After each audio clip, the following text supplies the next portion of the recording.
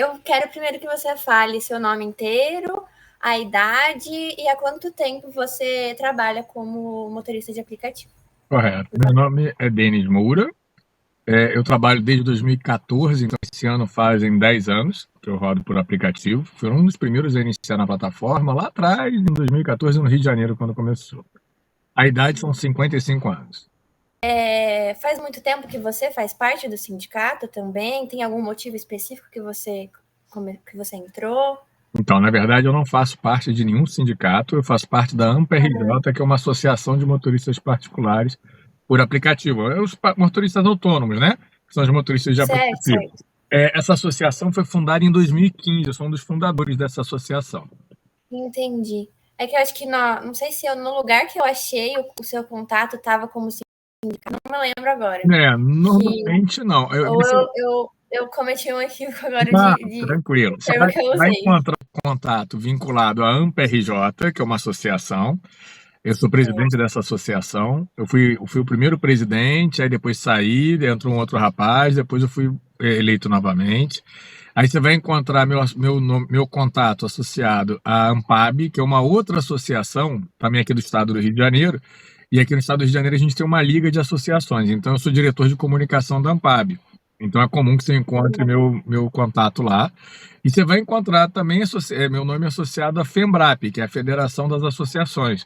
Eu também sou diretor de comunicação da FEMBRAP, já fui vice-presidente, atualmente sou diretor de comunicação. Mas sempre ligado a associações, não a sindicatos. Agora as perguntas mesmo. Já aconteceu algum em relação mais a você como motorista mesmo de aplicativo? Já aconteceu algum imprevisto onde você não pôde trabalhar e você acabou saindo no prejuízo por conta disso?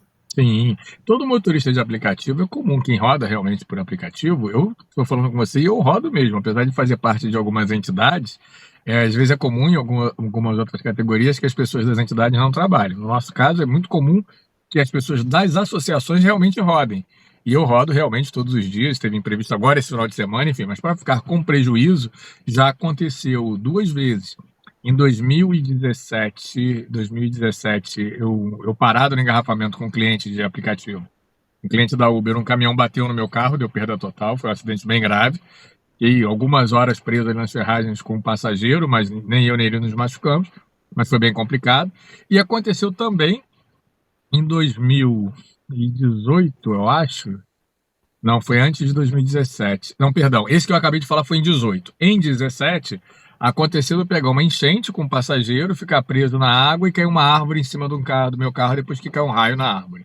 Também fiquei alguns bons meses ali sem poder trabalhar direito, porque aí foi um problema bem maior.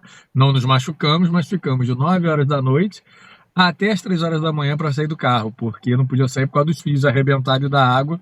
A empresa de luz não autorizou, ele não liberou o local para o bombeiro tirar a árvore para a gente poder sair.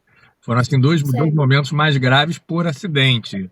Em 2021, eu fiquei afastado por um problema de saúde. Meu carro até pegou fogo em 2021. Você vai achar que eu sou muito azarado, né? Mas não é não, é porque a gente rodando acontece. Dia 5 de abril de 2021, eu trouxe meus pais para morar comigo 2 dias depois. Dia 7, por causa da pandemia, estava muito confuso cuidar deles na casa deles. 2 dias depois, eu saindo para trabalhar, na porta de casa, meu carro pegou fogo. Mas esse não foi o problema. O carro pegou fogo, tinha proteção veicular, tinha tudo. Quando tem proteção, demora em torno de 90 dias para receber. Quando é seguro, em torno de 30. O problema é que alguns dias depois eu descobri que eu estava com problema de saúde e fui obrigado a ficar 2 meses sem poder dirigir. Quer dizer, quando eu recebi o seguro, eu já estava totalmente endividado, porque eu estava 2 meses sem dirigir. Então, Nossa. fiquei. Em 10 anos, eu me afastei do trabalho, talvez 6 meses, 2 meses cada vez que aconteceu um problema. Nossa, imagina o prejuízo que deve dar, além do prejuízo do acidente que você contou, que aí você, além de ficar sem trabalhar, tem mais esse prejuízo e o prejuízo de não conseguir trabalhar. Assim, o do bem material, né, que é o carro, sempre foi resolvido pelo fato de eu ter sempre proteção veicular. Então, sempre sanou o problema. A primeira vez ainda era seguradora, deu uma dorzinha de cabeça para receber, mas eu recebi, as outras 2 vezes eram proteção veicular. E o problema de saúde, quando eu tive o problema de saúde, aí não teve jeito. O que ajuda muito nessas horas é você ter um seguro de por afastamento, é tipo um seguro de afastamento, se não me engano, é um seguro de lucros cessantes, eu acho. Eu já tive isso há muitos anos atrás, atualmente eu não consigo mais pagar, fica caro. Você acha que com esse projeto que está tramitando aí, sobre a regularização do trabalho dos motoristas de aplicativo, com esse auxílio que vai ter, tendo uma renda mínima, né, que vai tanto ajudar a ter um dinheiro a mais pelo serviço trabalhado e para essas manutenções, tanto do carro, tanto de combustível, você acha que ajudaria muito mais? Como você acha que isso seria? Então, é bom a gente ter uma clareza sobre a questão do atual projeto. O projeto que se refere é a PL12, né? É o projeto do decreto presidencial. A PL12 ela não está regulamentando a profissão de motorista de aplicativo porque ela é uma profissão já regulamentada. Na verdade, a gente era autorizado a rodar antes de existir o aplicativo, porque a lei inicial é de 2012, foi promulgada em 2013, se não me engano, assinada pela Dilma, que é a lei de mobilidade urbana, que ela identifica o que é público do que é privado e o que é coletivo do que é individual. Então, ela já autoriza o transporte individual privado, que é o que o motorista de aplicativo faz antes de existir os aplicativos.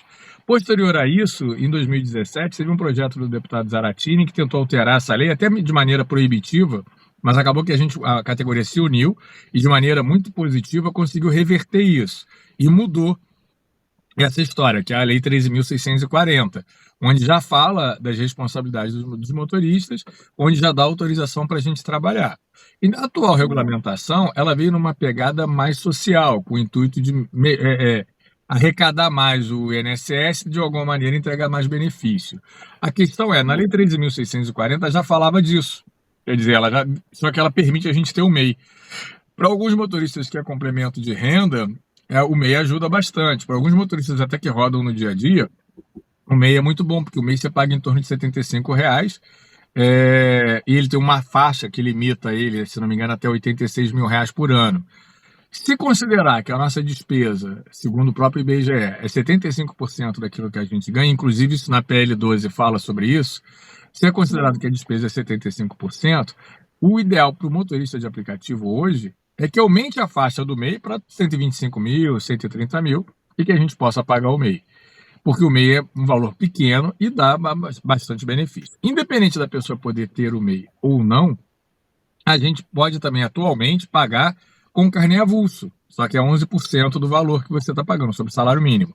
E a maioria dos motoristas ou paga por carnê avulso, ou alguns têm outra atividade laboral que já desconta o INSS em outra atividade, e alguns pagam por MEI. O projeto atual, ele leva só para você ser descontado na corrida 7,5% sobre o seu faturamento. Só que ele não considera um fator para a gente que é fundamental, que a parte da empresa, as empresas concordarem em pagar os 20% para complementar 27,5% de arrecadação. A parte da empresa, eles não consideram o fato de que as empresas não têm uma taxa fixa para cobrar o motorista, nem tem uma tarifa fixa para cobrar o passageiro. Então, hoje, a empresa tem uma liberdade muito grande de jogar com os valores, e daí, por isso, para ficar muito claro para a gente que lida há 10 anos com essas empresas, de entender por que eles se ofereceram para pagar, porque, obviamente, eles vão ganhar dinheiro com isso, e não vão estar tendo uma despesa a mais.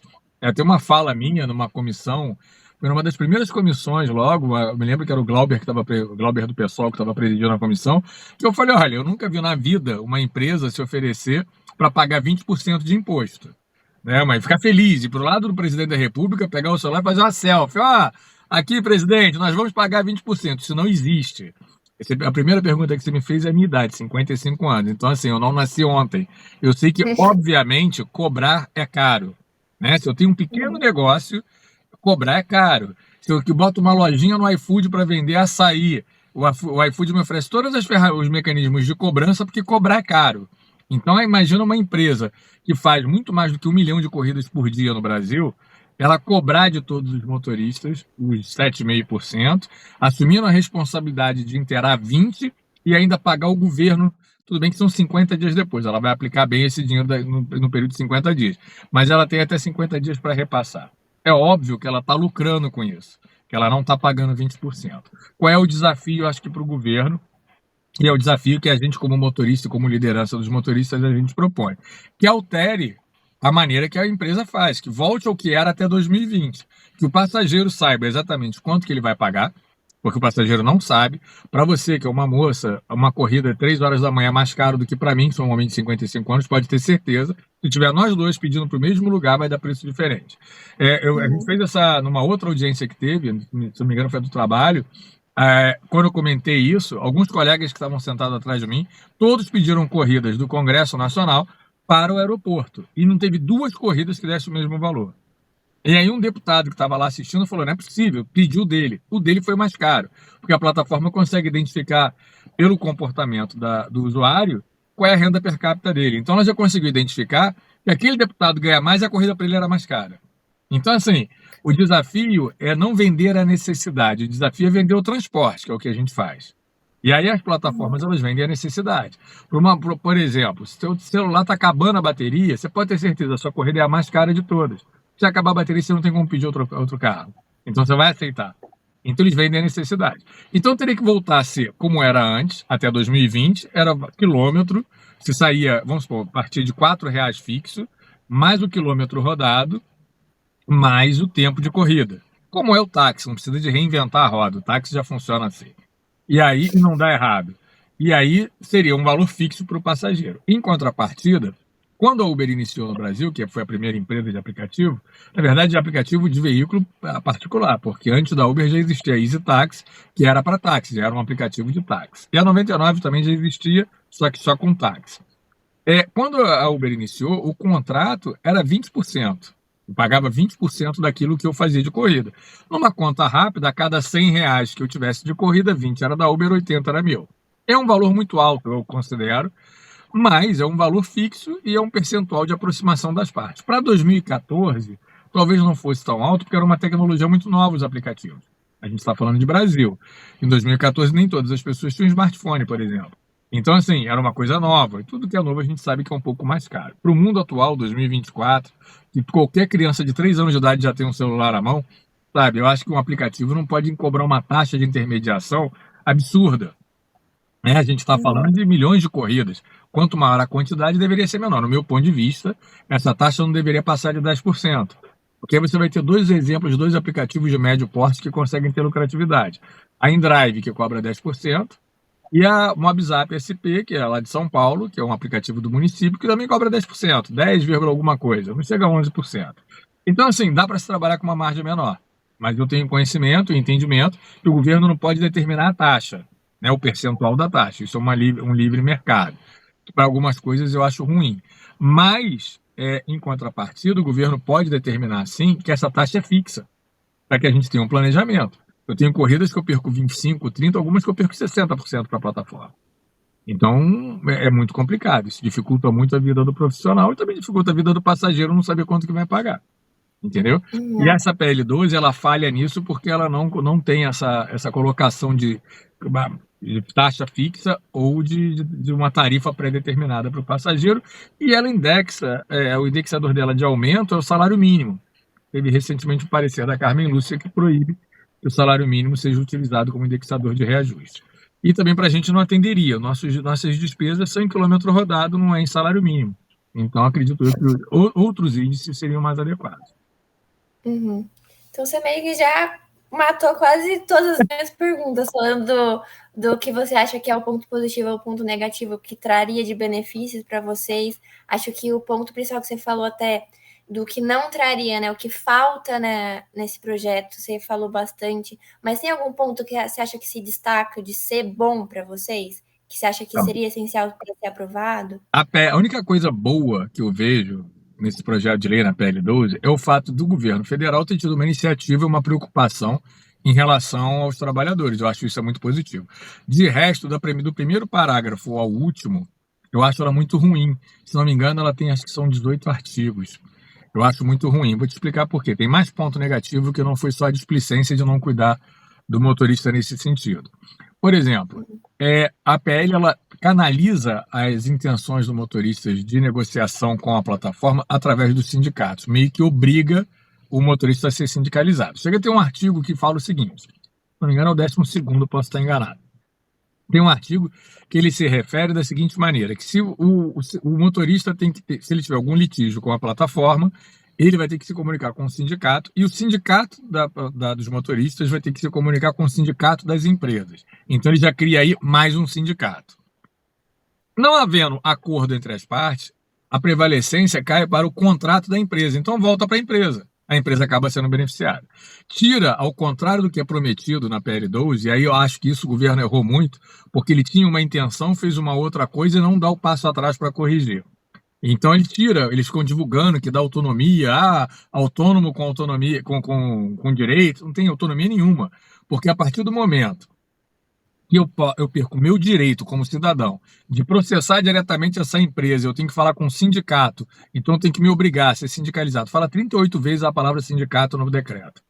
Eu tenho que me sindicalizar para poder resolver um problema meu, e eu não tenho outra opção de escolha, eu acho que aí tirou minha autonomia. Eu não pode esquecer que todo motorista de aplicativo, quando busca esse trabalho, ele tem algumas necessidades, alguns pontos que favorecem ele. Um deles é a liberdade de horário. Hoje, eu não tô, se eu vou sair para trabalhar à noite, eu estou aqui conversando com você, ontem eu trabalhei domingo, o dia todo, sábado eu trabalhei, sexta-feira eu trabalhei a madrugada toda, porque eu tinha liberdade de horário para trabalhar. Então, assim, se você me tirar a liberdade, você tira o encanto da minha profissão.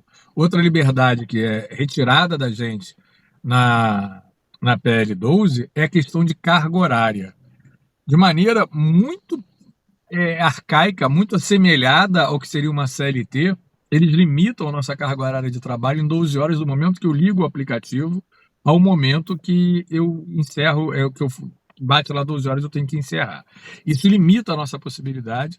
Hoje, isso é uma das poucas coisas que as plataformas já fazem de alguma maneira, de uma maneira assim até razoável, porque hoje a gente tem 12 horas de trabalho, porém 12 horas com o aplicativo com passageiro dentro do carro. Porque no momento que você não está com passageiro, é comum para o motorista, ele dá uma descansada. É normal isso, não é nada demais dar uma descansada.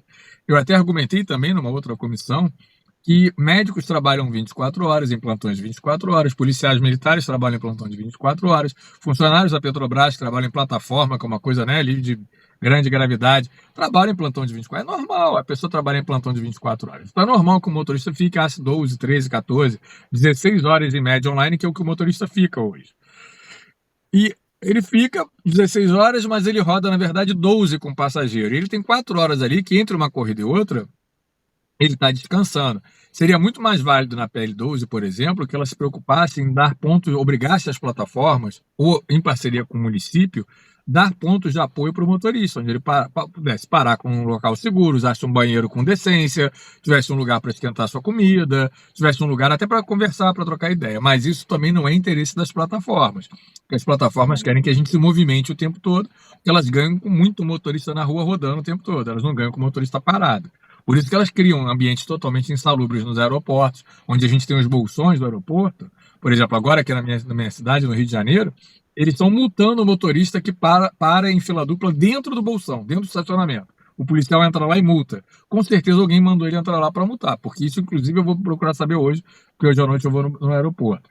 Por quê? Assim, a cidade, uma das cidades mais violentas do Brasil, tem crime para tudo quanto é lado. Se deslocar um policial militar para entrar dentro de um bolsão privado, de um aeroporto, para multar quem está parado em fila dupla é um absurdo. Sabe, assim, é absurdo. E aí o cara tá parado ali em fila dupla, dentro do estacionamento, mas ele tá junto do carro, ele não tá atrapalhando a vida de ninguém. Com certeza tem o dedo da plataforma, porque ela não quer o indivíduo parado ali, ela quer o indivíduo na rua se movimentando. Então, como ela não tem como limitar a quantidade de pessoas que entram ali, ela provavelmente, imagino eu, ela usou a força dela para estimular algum policial para lá encher o saco dos outros. Então, assim, a plataforma quer que você fique na rua o tempo todo. O tempo todo, de preferência em movimento. Cai mais corrida para quem tá com o carro andando do que para quem tá com o carro parado. Entendeu?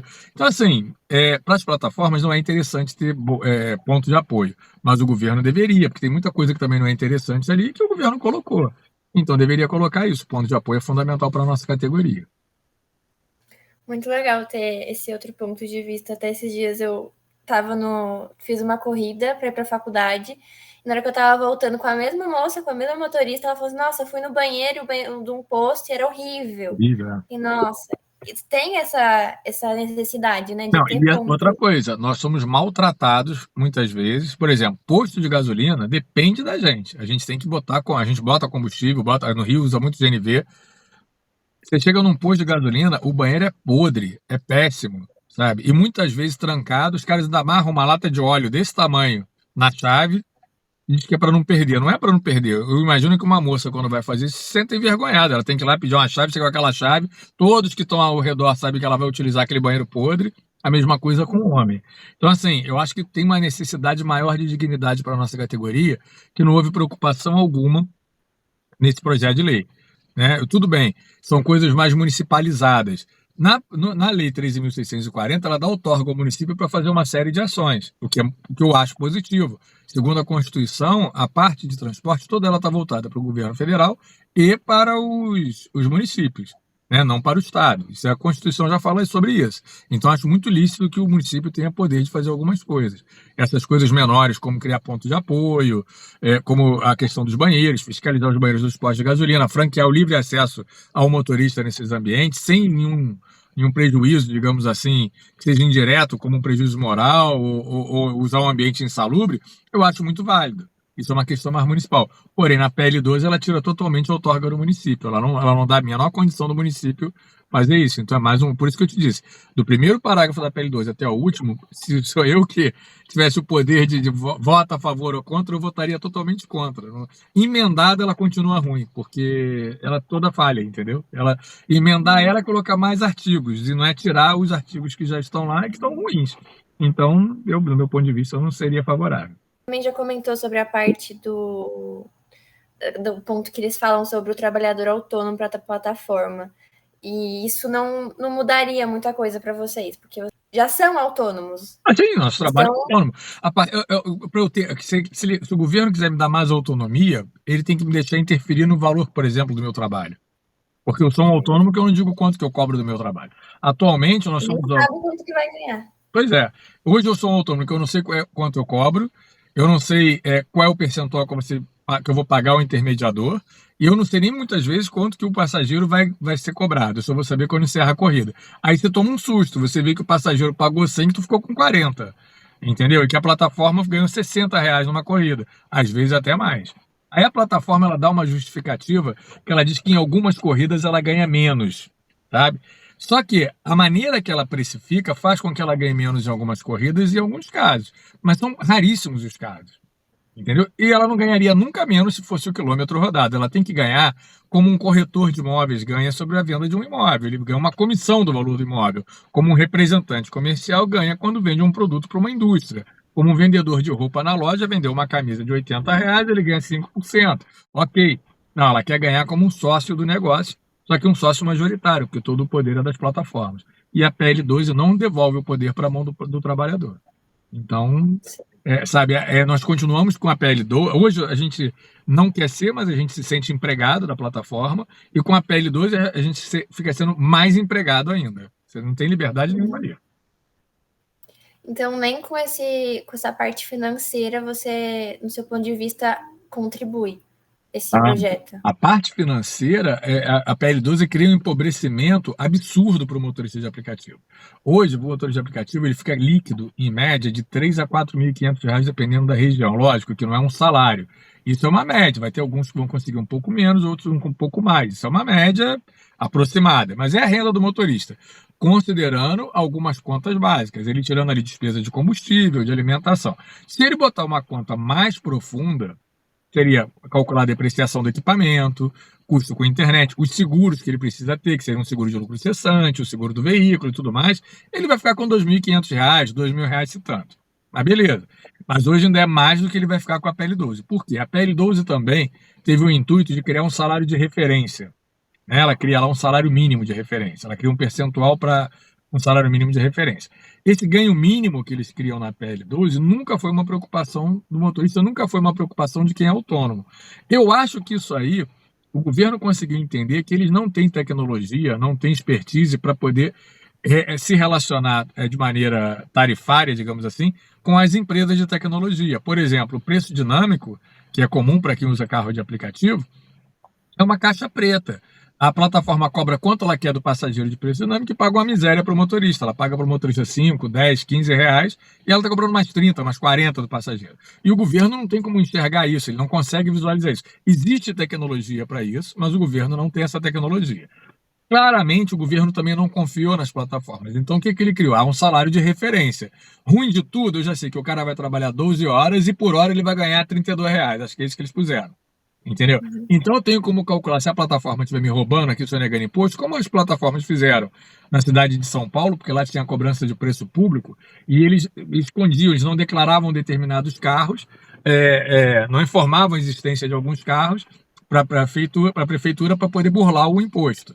Então, acho que o governo federal, para não burlar o imposto, eu vou calcular aqui uma conta mínima. A conta mínima, que a cada uma hora o cara tem que fazer R$ 32, e aí ele vai trabalhar 12 horas por dia. Então, eu já sei quanto que já consigo projetar, sabendo quantos motoristas tem, eu consigo projetar quanto de imposto eu vou arrecadar. Para mim, a conta foi essa, não foi preocupação com o trabalhador. Porque quando a plataforma cria um piso, que foi o que ela criou, foi um piso, esse piso automaticamente ele se transforma num teto. Ele vira um teto. Porque se eu posso te pagar R$ 32, por que eu vou te pagar mais?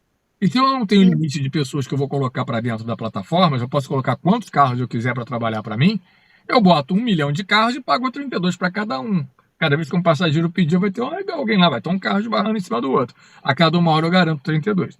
E aí o governo, mesmo sabendo disso, porque a gente já falou isso várias vezes, eu já participei de várias comissões e outros colegas, não tem só eu, obviamente, tem vários colegas nessa luta. A gente explica, a gente fala isso. O Ministério já fez reunião com os motoristas. Eles começaram muito errado, porque eles criaram um grupo de trabalho, expulsaram alguns motoristas do grupo de trabalho, não aceitaram algumas entidades reconhecidamente pela categoria e pegaram sindicatos que nunca fizeram nada pela categoria. E que, assim, nem existiam até o governo decidir falar com alguém, eram sindicatos de outras atividades que se transformaram em sindicatos de aplicativo, com pessoas que não rodam em aplicativo, puseram para conversar e essas pessoas concordaram com tudo porque tem interesse na arrecadação sindical, que ela vai ser compulsória, com certeza, a partir do momento que faça o primeiro acordo coletivo, eles passam a ter direito de cobrar. Aí vem alguém que fala assim, não, mas a lei brasileira não obriga mais. Não, não obriga. Só que depois eles têm o direito de cobrar e você pode ir lá dizer que não quer receber. Só que eu estou na cidade do Rio de Janeiro, a sede do sindicato pode ser em outra cidade ou pode ser em outro estado, eu tenho que ir lá presencial, ficar numa fila para escrever que eu não quero. A pessoa acaba abrindo mão daquilo e concordando em pagar, porque ela vai gastar muito mais para dizer não quero receber, sem contar que o único dinheiro que vai para o sindicato não é o dinheiro do trabalhador, é o dinheiro do governo também, que o governo também ajuda os sindicatos. Então, por isso, apareceu tanto sindicato. Aí eles conversaram somente com os sindicatos, não conversaram com as associações, com outros motoristas, a gente tem um vereador eleito em São Paulo, o vereador Marlon Luz, ele era motorista, foi eleito pela categoria lá, com a última eleição teve quase 55 mil votos, então tem uma representatividade muito forte. Ninguém queria ouvir ele, expulsaram ele do grupo de trabalho, enfim, fizeram um salseiro danado. Mas a gente já informou 1 milhão de vezes essas demandas. A questão da taxa, a questão da tarifa, a questão das 12 horas, tudo isso a gente já informou várias vezes. Mas o governo insiste em caminhar nessa direção, bate o pé que não vai abrir mão da PL 12. Eu estou me lixando para o número, sinceramente, se o governo é de esquerda e a PL vem da esquerda, para mim tá bom. Se vem da direita, tá bom. Eu quero benefício para mim e para minha categoria. É isso que eu quero. E da onde vem, porque a gente tem um outro projeto de lei chamado 536, numerado como 536, que é de um deputado da direita. Então o governo meio que rivaliza ali e não aceita 536.